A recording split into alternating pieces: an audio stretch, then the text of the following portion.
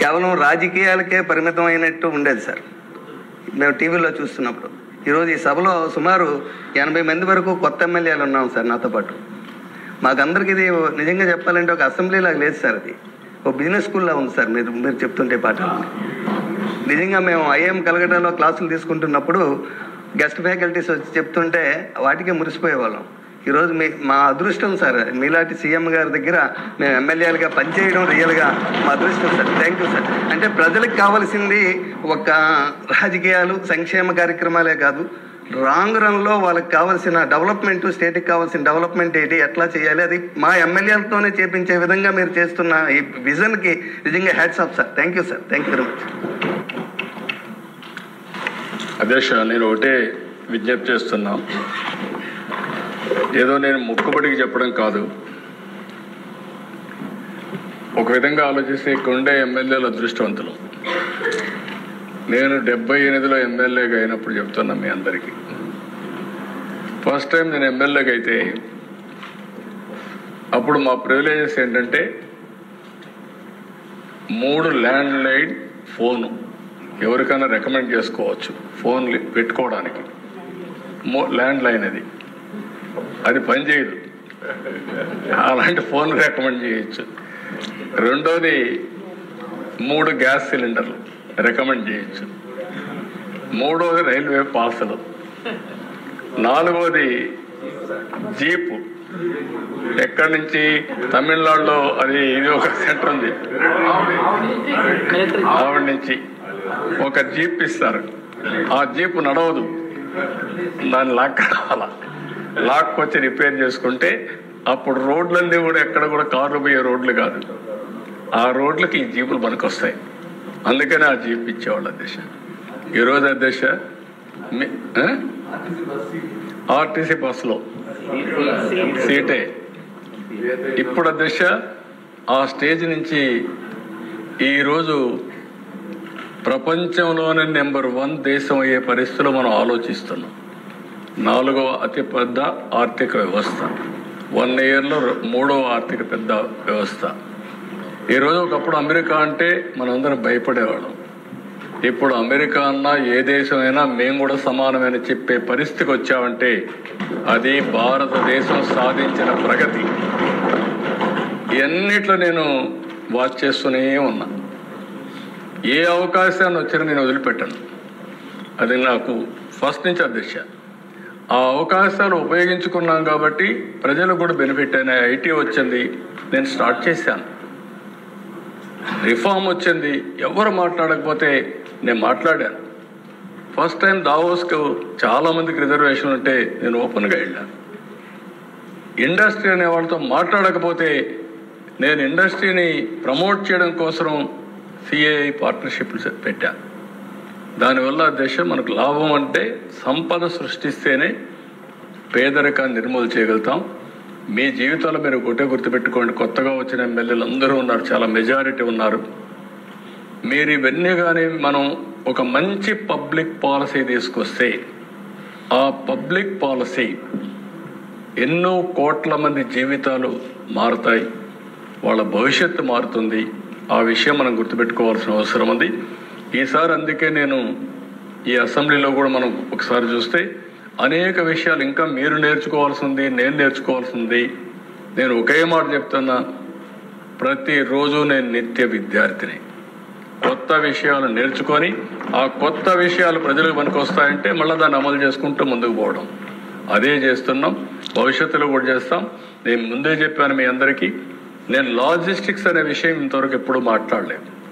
ఇప్పుడు first time నేను logistics మాట్లాడుతున్నా. ఐటీ మాట్లాడడం వేరే. ఇప్పుడు ఐటీలో కూడా ఒకప్పుడు చూస్తే ఐటీ అలోన్ మాట్లాడాం. ఇప్పుడు real time governance, integration, quantum valley, quantum computing, ఇవన్నీ మనం మాట్లాడే పరిస్థితికి వచ్చాం. ఒకప్పుడు ఎనర్జీలో నేను రిఫార్మ్స్ తీసుకొచ్చా. ఒక మాటలో చెప్పాలని నేను అధికారం పోగొట్టుకున్నా. నన్ను అందరూ అన్నారు, లేనిపోయింది పట్టుకున్నావు నువ్వు, ఊరికి అనవసరం కదా అన్నారు. కాదు, ఎవరో ఒకరు లీడ్ చేయకపోతే కరెక్ట్ కాదంటే నేను ఆ రోజు విద్యుత్ శక్తి రిఫార్మ్స్ తీసుకొచ్చి 2004లో నేను దెబ్బతిన్నా. కానీ నాకు ఒక సాటిస్ఫాక్షన్, ఈ దేశంలో రిఫార్మ్స్ తీసుకొచ్చిన వ్యక్తుల్లో మొదటి వ్యక్తి నేనే. పవర్ సెక్టర్ రిఫార్మ్స్ తీసుకొచ్చాం. ఫస్ట్ రెగ్యులేటరీ కమిషన్ కూడా పెట్టాం. First regulatory commission. దాంతోనే మీరు చూస్తే first power project Jegurupadu by GVK, first airport Hyderabad green field, first flight Dubai to Hyderabad Emirates. ఇలాంటివి అనేక విషయాల్లో మనం ముందుకు పోయాం. టెలికమ్యూనికేషన్స్ అన్నీ ముందుకు పోయాం. ఈరోజు ఆ ఫలితాలు వస్తున్నాయి. ఈరోజు మనం వేసే అడుగు 2047కి మళ్ళీ చెప్తున్నా, మీ మనసులో గుర్తుపెట్టుకోవాలి, మీ మైండ్లో ఉండాలి. తెలుగు జాతి ప్రపంచంలో నెంబర్ 1 కావాలనేది లక్ష్యంగా పనిచేస్తున్నాం. ఇది సాధిస్తాం. మీరు రాసి పెట్టుకోమని మళ్ళా కోరుతూ, I'm very happy to associate with all of you. Youngsters చాలామంది ఎమ్మెల్యేలు ఉన్నారు. మీరు శాశ్వతంగా ఎమ్మెల్యేలుగా ఉండాలంటే పనులు చేయడం ఎంత ముఖ్యమో ప్రజలతో అనుసంధానం కావడం కూడా అంతే ముఖ్యం. అది చేస్తే ప్రజలు ఎప్పుడు మనతో ఉంటారు. నేను ఒకేసారి ఓడిపోయా, ఆసారి తప్ప ఇక్కడ అన్ని ఎలక్షన్లో గెలుస్తూ వచ్చాను. కాబట్టి మీకు కూడా ఇది ఒక మంచి అవకాశం. ప్రజాసేవ చేసే ప్రతి ఒక్క వ్యక్తిలో మనం కరెక్ట్గా ఆలోచిస్తే మనకు ఒక పేరుంటుంది, ప్రజలకు మనం మంచి చేసే అవకాశం ఉంటుంది. అది గుర్తుపెట్టుకోవాల్సి కోరుకుంటూ, వండర్ఫుల్ ఎక్స్పీరియన్స్. నాకు కూడా ఇంతమంది కూర్చోవడం అనేది అసెంబ్లీలో చాలా సార్లు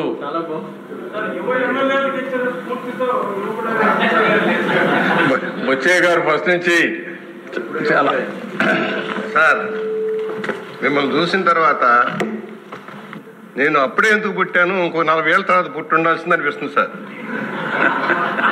చచ్చిపోతున్నాను సార్. ఈ క్వాంటమ్ డిజిటల్ టెక్నాలజీ మీరు చెప్తుంది మేము నేర్చుకోవడానికి రోజు రాత్రికి వెళ్ళి ఎక్సర్సైజ్ చేయటం.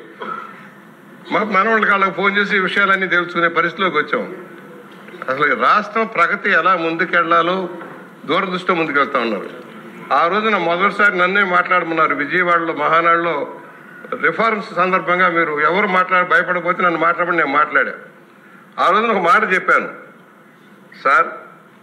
ఆ రోజున సముద్రాన్ని చిలికినప్పుడు ఆలహాలం పుట్టింది, ఎవరో దాన్ని మింగటానికి సిద్ధంగా లేరు. అలాగే ఈ రిఫార్మ్స్ ఆలహారం మీరే స్వీకరించాల్సిన పరిస్థితి వస్తుందన్నాను. వచ్చింది. ఆ రోజున ఓడిపోయాం. కానీ దేశానికి మేలు చేశారు. మీ వల్ల దేశంలోనే రిఫార్మ్స్ వచ్చినాయి. నేషనల్ రోడ్ నెట్వర్క్ కానీ పవర్ సెక్టర్లో కానీ రిఫార్మ్స్ వచ్చినాయి. ఇవాళ పవర్ అవసరం ఏంటో తెలుస్తూ ఉంది. మీతో పాటు మేము 82 నుంచి కూడా చూస్తూ ఉన్నాం.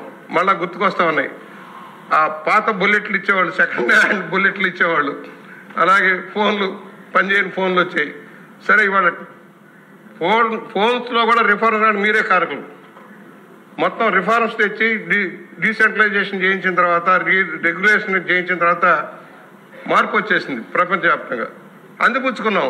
కనుక మన బిడ్డలకు ఇవాళ విదేశాల్లో ఉన్న మన బిడ్డలు మిమ్మల్ని రోజు తలుచుకోవడానికి కారణం ఏంటంటే మీరిచ్చిన స్ఫూర్తి, మీరిచ్చిన ఇంజనీరింగ్ కాలేజీ, మీరిచ్చిన టెక్నికల్ కాలేజీల వల్ల చదువుకొని ఆంధ్ర తెలంగాణలోని బిడ్డలంతా ఇవాళ ఉన్నత స్థానానికి వెళ్ళారంటే మీరు తీసుకున్న నిర్ణయమే కారణం. ఇవాళ హైదరాబాద్ వెళ్తే మాకు బాధగా ఉంది. బాధ అంటే ఎందుకంటే మీరు చేసిన కృషి ఎన్నో దేశాలు తిరిగి వస్తా ఉన్నాం. హైదరాబాద్ చూసేటప్పటికి ఇవాళ సైబరాబాద్ కానీ ఏదైనా చూస్తే మీరు వేసిన పునాది. ఆ రోజు మమ్మల్ని తీసుకెళ్లారు మీరు. ఆ రోజున హైటెక్ సిటీకి ప్రారంభించినప్పుడు మమ్మల్ని అందరం తీసుకెళ్లారు మీరు. ఆ రోజున ఏమిటి రాళ్లలో రప్పల్లో అయ్యిద్దా అనుకున్నాం. ఇవాళ ఎలాంటి నగరం తయారైంది మీరు తీసుకున్న దూరదృష్టితోటి. ఇవాళ మాకు యంగ్స్టర్స్ వచ్చారు సార్, చదువుకుంటూ ఉన్నారు. రేపేమిటి 47కి మీరు చెప్తా ఉన్నారు. 47కి మేము ఉంటాము పోతాం మాకు తెలియదు. కానీ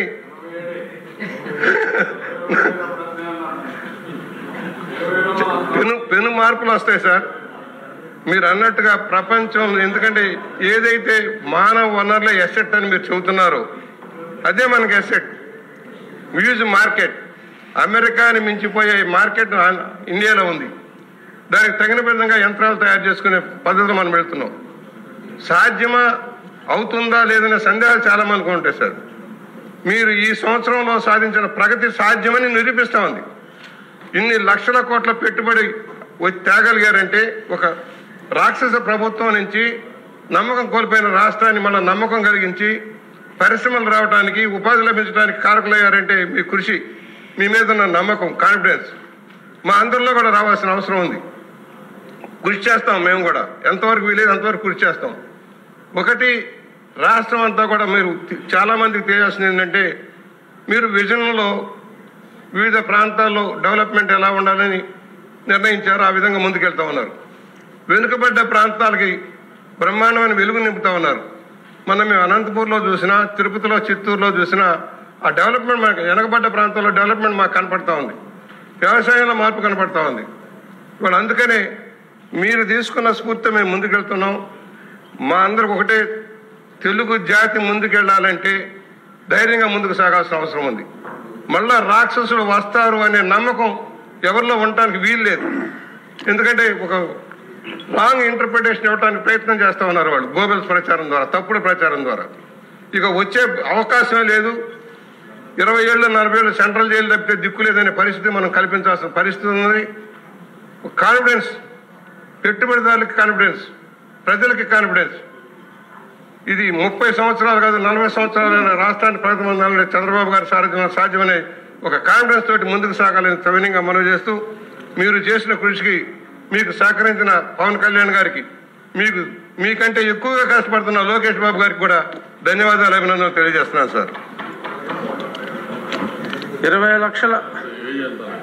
20 లక్షల ఉద్యోగాలు కల కాదు, ఖచ్చితంగా నిజమన్న నమ్మకం మీ సందేశం విన్న తర్వాత ఇక్కడ ఎమ్మెల్యేలకే కాదు సార్, రాష్ట్ర ప్రజలందరికీ వచ్చింది. మీకు నా హృదయపూర్వక అభినందనలు, ధన్యవాదాలు. అదేశ నేను బొచ్చే చౌదరి గారిని అభినందిస్తున్నా. నా తర్వాత సీనియర్ మోస్ట్ ఎమ్మెల్యే ఆయనే ఇక్కడ ఈ హౌస్లో. కానీ స్ఫూర్తి కూడా నేను ఫస్ట్ నుంచి ఆయన చూస్తున్నా. ఏదైనా చెప్తే కొత్త సబ్జెక్ట్ కూడా నేర్చుకొని ఆ సబ్జెక్ట్ను కూడా ఓనర్షిప్ తీసుకొని మాట్లాడతాడు. ఇప్పుడే కాదు, రిఫార్మ్స్ అప్పటి నుంచి నేను చూశాను. వారు చెప్పినట్టు పాత రోజులు ఒకసారి జ్ఞాపకం చేసుకుంటే, ఇదే చట్టసభల్లో నేను చాలాసార్లు చర్చించినప్పుడు టెలికమ్యూనికేషన్ సెక్టర్ ప్రైవేటైజేషన్, అది డీరెగ్యులేషన్ అప్పుడు మాట్లాడినప్పుడు సెల్ ఫోన్ గురించి మాట్లాడితే నా మీద అయితే ఎన్ని ఎగతాళిలు చేశారంటే, జోక్స్ చేశారు. తిండి పెడతాది అన్నారు, 420 అన్నారు, ఒకటి కాదులేండి చాలా అన్నారు. కానీ ఎప్పుడు డాక్రా కూడా అట్నే అన్నారు, ఇంకా ఎగతాళి చేశారు. డాక్రా మహిళలు నేను ప్రోత్సహిస్తే అనవసరంగా చెరగొడుతున్నాడు, ఈయన ఇంటికాడ నుండి వాళ్ళందరినీ రోడ్డు మీద తిప్పుతున్నాడు అని చెప్పి ఎగతాళి చేశారు, ఎక్సెక్కాలు చేశారు. కానీ దిశ ఒకటి మాత్రం సాటిస్ఫాక్షన్, మనం చేసే పనులు శాశ్వతం. సుదీర్ఘ రాజకీయాల్లో నేను మనుగడ సాధించానంటే నేను నమ్ముకున్నది, నేను చేసిన కష్టాన్ని నమ్ముకున్నా, నేను చేసిన ఫలితాన్ని. ఇప్పుడే చౌదరి గారు అంటున్నారు తెలంగాణ ఈరోజు అక్కడికి పోతే బాధ కలుగుతుందని. ఏం బాధ వద్దు, వాళ్ళు బాగుండాలి, వాళ్ళకంటే ఇద్దరూ సమానంగా ముందుకు తీసిపోయే బాధ్యత, తెలుగు జాతిని నెంబర్ 1గా చేసే బాధ్యత మనం తీసుకున్నా. భారతీయులను కూడా మనందరం ఇండియన్స్, భారతదేశంలో ఉండే భారతీయులు కూడా ముందు వేడికి తీసుకుందాం. అందుకే నేను ఒక మాట చెప్పాను, నేను చాలామంది పాలిటీషియన్స్ చూశాను, ఈ విషయం మీకు గుర్తుపెట్టుకోవాలి. కానీ ఒకప్పుడు నేను టెక్నాలజీ మాట్లాడితే వాళ్ళకి అర్థమయ్యేది కాదు.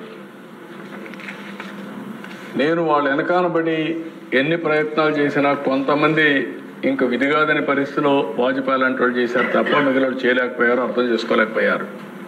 నాకంటే బాగా అర్థం చేసుకునే వ్యక్తి ప్రధానమంత్రి నరేంద్ర మోడీ గారు. రిఫార్మ్ కానీ టెక్నాలజీ కానీ రెండు కూడా అర్థం చేసుకోవడం కాకుండా అమలు చేస్తున్నాడు. అలాంటి సమయంలో ఇప్పుడు ఆయన చేసిన పని మీరు గుర్తుపెట్టుకోవాల్సింది, సెటిలైట్స్ ఓపెన్ కాంపిటీషన్లో పెట్టాడు. అంత మునుపంతా గవర్నమెంటే చేసాము, స్పేస్ అంటే గవర్నమెంటే చేయాలని. మనం శ్రీహరికోటలో లాంచింగ్ పెడితే ఆ లాంచింగ్ చూసి చాలా గర్వపడిపోయాడు. ఈరోజు మనం ఏం చేస్తున్నాం, ప్రైవేటైజ్ చేశారు. ఆయన ప్రైవేటైజ్ చేశాడు, నేను ఇమ్మీడియట్గా స్పేస్ సిటీ తీసుకొచ్చాను. ఫస్ట్ టైం ఇండియాలో స్పేస్ సిటీ తీసుకొచ్చిన రాష్ట్రం మన రాష్ట్రం. రెండోది, డ్రోన్స్ ఉన్నాయి, పాలసీ కూడా సరిగా రాలేదు. ఇటీవల కాలంలో పాకిస్తాన్ పైన మనం చేసినప్పుడు డ్రోన్స్ ఎఫెక్టివ్గా ఉపయోగించాం మనం. ఈరోజు దాన్ని ఆలోచించి ఓర్వకల్లో డ్రోన్ సిటీ తయారు చేసి పెట్టాం. అక్కడ కూడా one of the best hub కింద డిఫెన్స్ ఏరోస్పేస్కి సివిలియన్ అప్లికేషన్ పెట్టాం. ఎలక్ట్రానిక్స్ ఒకప్పుడు కష్టపడ్డా, ఇప్పుడు ఎలక్ట్రానిక్స్ వచ్చేస్తున్నాయి, పెద్ద ఎత్తున వస్తున్నాయి. ఏరోస్పేస్ ఇది ఫ్యూచర్.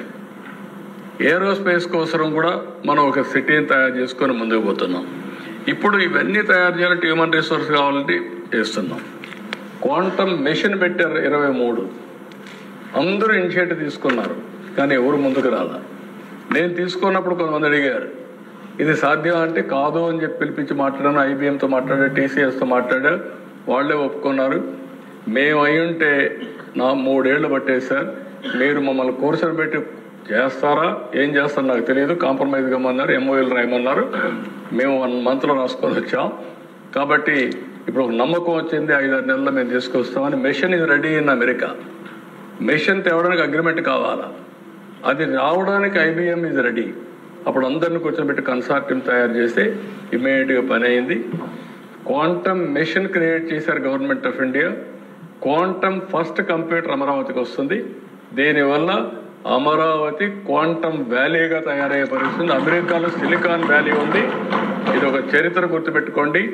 సిలికాన్ వ్యాలీ అమెరికాలో మీరు చూస్తే కాలిఫోర్నియా, అక్కడ మొత్తం వీళ్ళు లాంచ్ చేస్తున్నారు. ఇప్పుడు అమరావతిలో మన క్వాంటమ్ వ్యాలీ ఉంది. I'm proud. దేశానికి ఒక క్వాంటమ్ వ్యాలీని మనం ఇచ్చాం. అక్కడ సిలికాన్ వ్యాలీ ఉంటే మనం క్వాంటమ్ వ్యాలీ పెట్టుకోముందు పరిస్థితికి వచ్చాం. గ్రీన్ హైడ్రోజన్ ప్రధానమంత్రి ప్రమోట్ చేశారు. నేను దానికి యాడ్ చేసి గ్రీన్ హైడ్రోజన్ హబ్ కింద వ్యాలీ కింద ఇక్కడ తయారు చేస్తున్నాం ఆంధ్రప్రదేశ్ రాష్ట్రాన్ని. అంటే పాలసీస్ ఉన్నాయి, మీరు కూడా ఎమ్మెల్యేలు గుర్తుపెట్టుకోవాలి. ఆ పాలసీని అడ్వాంటేజ్గా తీసుకొని మనం ఆచరణలో మొదలు పెట్టాలి, పబ్లిక్ పాలసీ తేవాలి. అప్పుడే ఇది అవుతుంది. చౌదరి గారు, ఐఎమ్ వెరీ హ్యాపీ. ఫస్ట్ నుంచే మీతో అసోసియేట్ అయ్యాం. నేను చూస్తూనే ఉన్నాను నిన్ను. నీకు ఉత్సాహం మాత్రం, నువ్వు ఏ పని ఉన్నా కూడా ఇవారే మోడల్ కింద పనిచేస్తూనే ఉంటావు. తెల్లవారితో నిద్ర లేస్తే ఇంక ఊర్లకి వెళ్ళిపోయి మళ్ళా ఎక్కడ లేని ఎనర్జీ బిల్డప్ చేసుకొని మళ్ళీ ఇంటికి వచ్చి పడుకుంటావు. అన్నిట్లో ఉంటాడు. అన్నిట్లో ఆ స్పిరిట్ వేరే. మనిషిలో ఎక్కడ లేని ఎంతూజియాజం, స్పిరిట్, చిన్న పెద్ద తేడా లేదు, అందరితో కలిసిపోతూ ఉంటాడు. ఏదో చెప్పాలని ఎగ్జైట్మెంట్ లో ఉన్నారు సార్. ఆఖరి అవకాశం ఆంజనేయులు గారు. మనం గుర్తు టైం అయింది దిశ. మనం ఈ 1 year 3 monthsలో 10 లక్షల కోట్ల రూపాయలు మనకు పెట్టుబడులు వచ్చాయి. ఇప్పుడు మనం చేసింది క్లియరెన్స్ ఇచ్చినట్టే చెప్పాను. ఇంకా మనం చేయాల్సిన చాలా ఉన్నాయి. ఇదే అట్మాస్ఫియర్ క్రియేట్ అయితే డెఫినెట్గా సాధ్యం అని చెప్పి తెలియజేసుకుంటూ, వండర్ఫుల్ మీటింగ్ అధ్యక్ష. మీరందరూ కూడా వినడమే కాకుండా ఉత్సాహం చూపిస్తున్నారంటే ఇది శుభ పరిణామం, రాష్ట్రానికి గర్వకారణం అని చెప్పి మరొకసారి తెలియజేసుకుంటూ సెలవు తీసుకుంటున్నాం. ఈనాటి సమావేశం